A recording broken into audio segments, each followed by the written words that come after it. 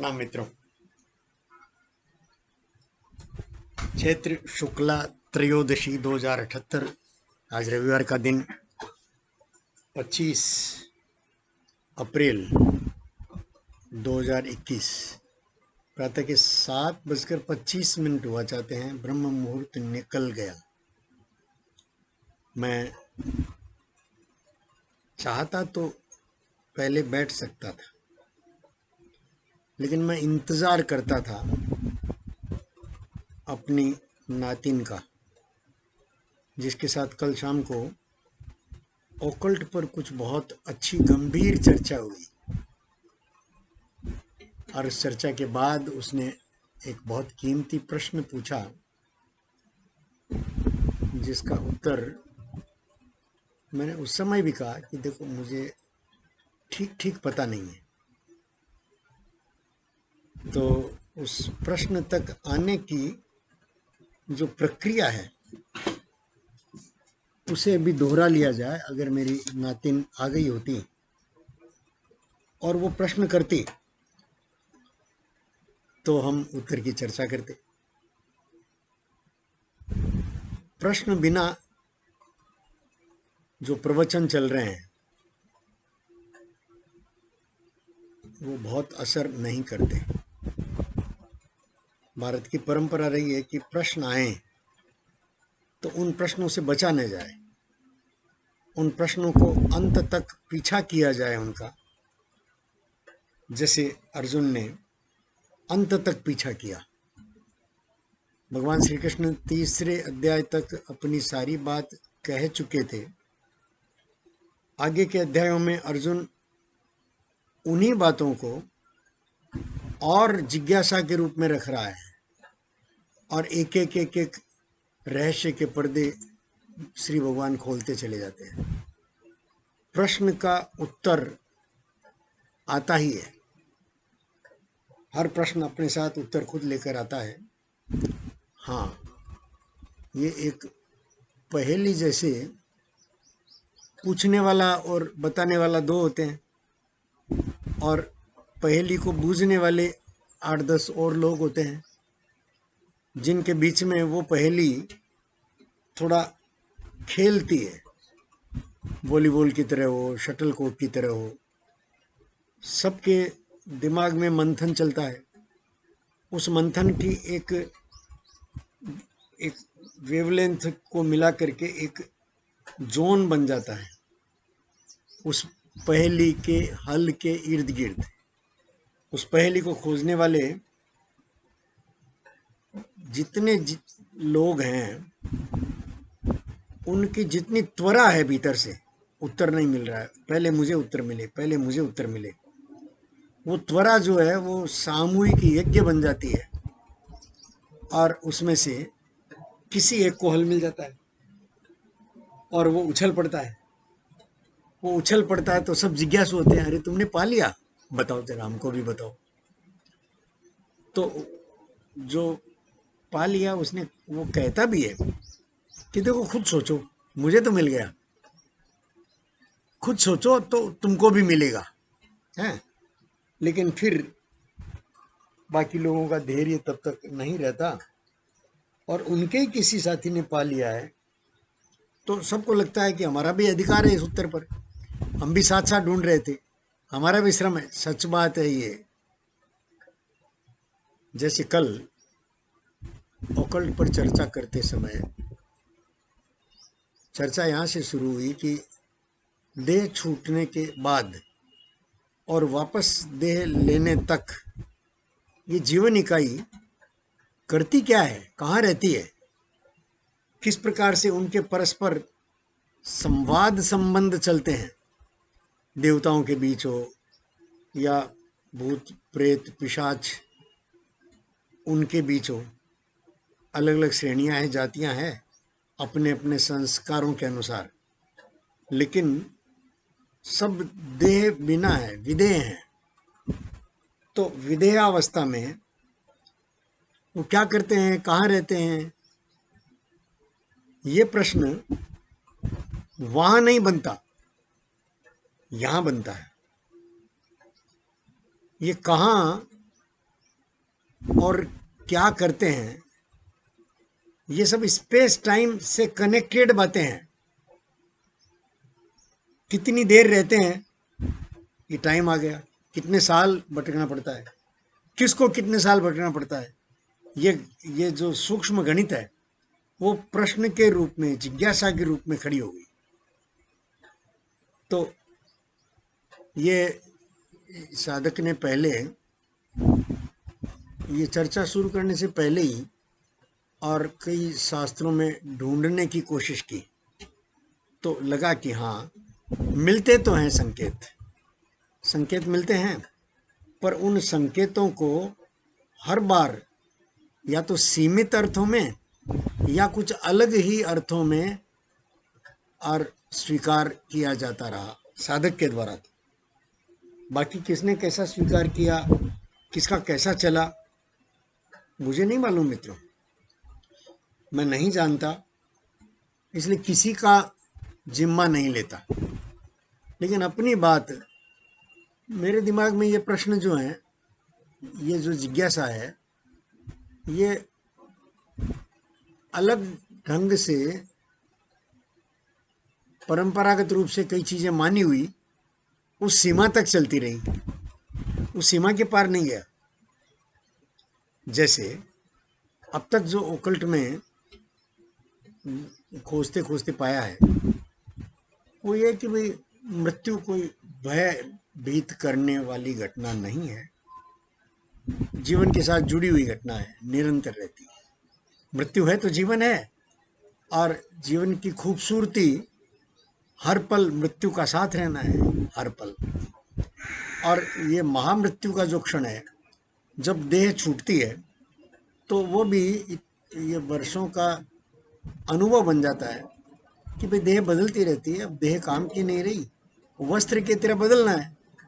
तो कुछ तो अपने अनुभव और कुछ गीता उपनिषदों का ज्ञान, कुरान, कुरान तो नहीं मदद करती इसमें, ढूंढना पड़ेगा कुरान मदद करती है कि नहीं करती है। लेकिन गीता, उपनिषद, वेद, जैन दर्शन, बौद्ध दर्शन, भारतीय भूमि से निकले हुए सारे दर्शन तो पुनर्जन्म और कर्मफल, इन सिद्धांतों के इर्द गिर्द ही घूमते हैं। कर्मफल अवश्यम भावी, पुनर्जन्म अवश्यम भावी। जब तक कर्मों का मेल कटे नहीं, तब तक बार बार जन्म लेना ये अवश्यम भावी, इससे बच नहीं सकते। ये पूरे कर्मों के बंध टूट जाएं, सारे कर्मों के बंध टूट जाएं, तभी इस बार बार के जन्म मरण से मुक्ति की संभावना है, उससे पहले नहीं। तो ये भारतीय मिट्टी से, इस धरती से, इस परिवेश से निकले सारे दर्शन, ये दो बात तो मानते ही हैं, ये दो बातों में तो सब एक मत है।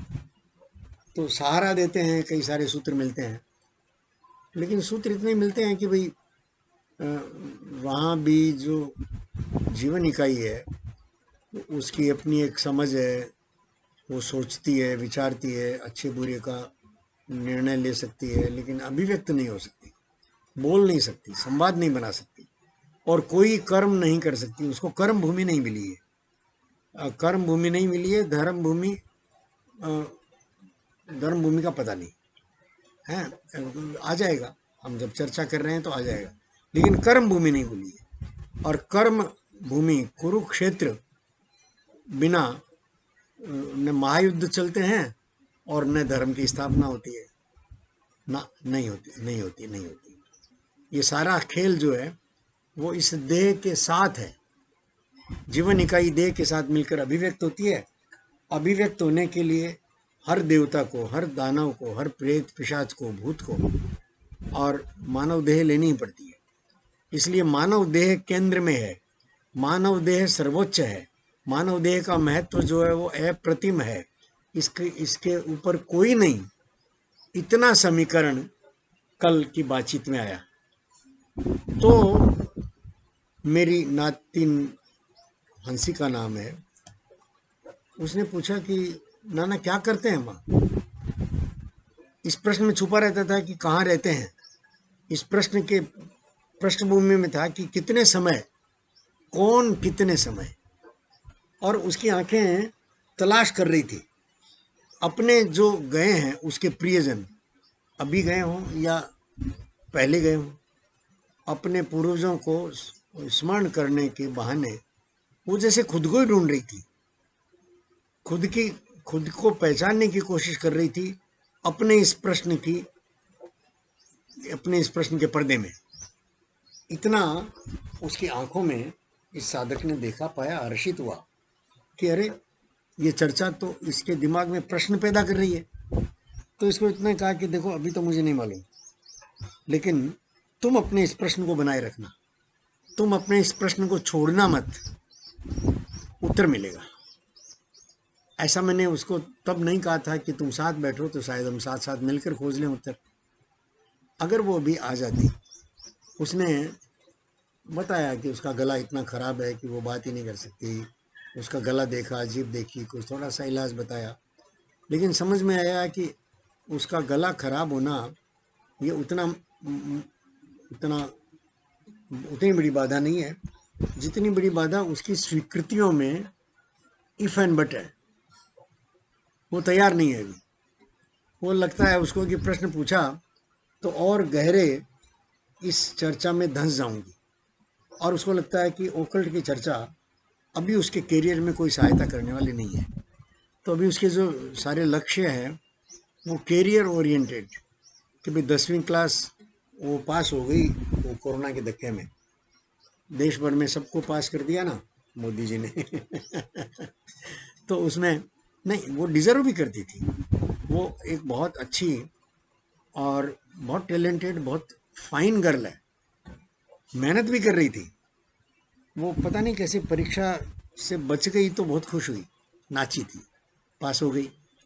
पास हो गई और उसने खुद अपनी वो जो काम करती है उसमें से ये रास्ता निकाल लिया कि वो सीधा 12वीं की परीक्षा देगी, और 12वीं की परीक्षा देने के लिए ओपन स्कूलिंग का नया कॉन्सेप्ट नई शिक्षा नीति में आया है, उसमें उसने रजिस्ट्रेशन करवाने के लिए आगे बढ़ गई है। वो रजिस्ट्रेशन का फॉर्म डाल दिया है उसमें। तो ये ओपन स्कूलिंग में वो उसको स्कूल के पंगे से मुक्त हो गई, बहुत कितनी खूबसूरती से वो स्कूल के पंगे से मुक्त हो गई। अब वो स्वतंत्र है कि किसी भी सब्जेक्ट को उसका कोर्स तो मिल जाएगा, यूनिवर्सिटी उस ओपन स्कूलिंग जो है उसके लायक कोर्स की किताबें भेजेगी, ऑनलाइन भेजो या हार्ड कॉपी भेजो, ये मुझे पता नहीं, जो भी है। और उनको उन सब्जेक्ट्स को उसको पढ़ना और समझना अपनी जिम्मेदारी पर। अपनी जिम्मेदारी का अर्थ ये है कि उसको छूट है कि बाजार में कोई भी ट्यूटर है वो उसकी मदद ले ले, कहीं से भी ट्यूशन कर ले, 1 सब्जेक्ट, 2 सब्जेक्ट, 5 सब्जेक्ट। स्कूलिंग जो बिखर गई, स्कूलिंग घरों में आ गई। वो जो मैं सुरेश जी के विद्यालय में कहा करता था कि घरों से शुरू करो स्कूलें, स्कूलों को घर में आने दो, स्कूलें घर में आएगी तो, और ये स्कूलें माने बहुत सारे हम दुराचरण से बच जाएंगे, प्रदूषण से बच जाएंगे। सोच के प्रदूषण ने और स्कूलों को वित्त आधारित होकर के और पूरा व्यापार बना दिया है बहुत। तो ये प्रयोग जो वहां कर रहा था, ये प्रयोग देखिए इतनी जल्दी 2 वर्ष हुए नहीं अभी, 2 वर्ष से पहले पहले ये इसी देह के रहते ये सपना साकार हो रहा है, मेरे अपने घर में साकार हो रहा है। सपना मैंने देखा, वहां प्रयत्न किया, मेरे प्रयत्न से तो नहीं हुआ कुछ, लेकिन हो रहा है। और इससे पहले भी जो शिक्षा पर जो मैं काम करता रहा वो क्रम से जैसे हल हो रहा है उसी उसी लाइन पर ये सारे समीकरण अद्भुत रूप से, प्रश्न अगर जेन्युइन हो, मौलिक हो, तो उनके उत्तर सृष्टि देने के लिए तैयार है। ये दिखता है, अभी भी दिखता है, पहले भी दिखता था। उसी के सारी शोध चल रही है। अंत में उसका प्रश्न कि वो कहाँ रहते हैं, कितने समय रहते हैं और क्या करते हैं, इस प्रश्न का उत्तर और मैं थोड़ा और पक्का लूँ, अगर वो साथ बैठती उसने प्रश्न किया होता तो शायद उत्तर धड़ धड़ धड़ धड़ निकल जाता। ये साथ, ये सामाजिकता, साथ होने का ये सामाजिक कर्तव्य है, सामाजिकता के अर्थ है। और नहीं हुआ, नहीं हुआ।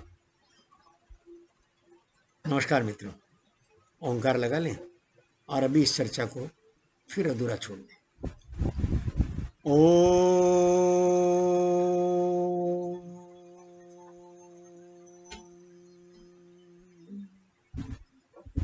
ओ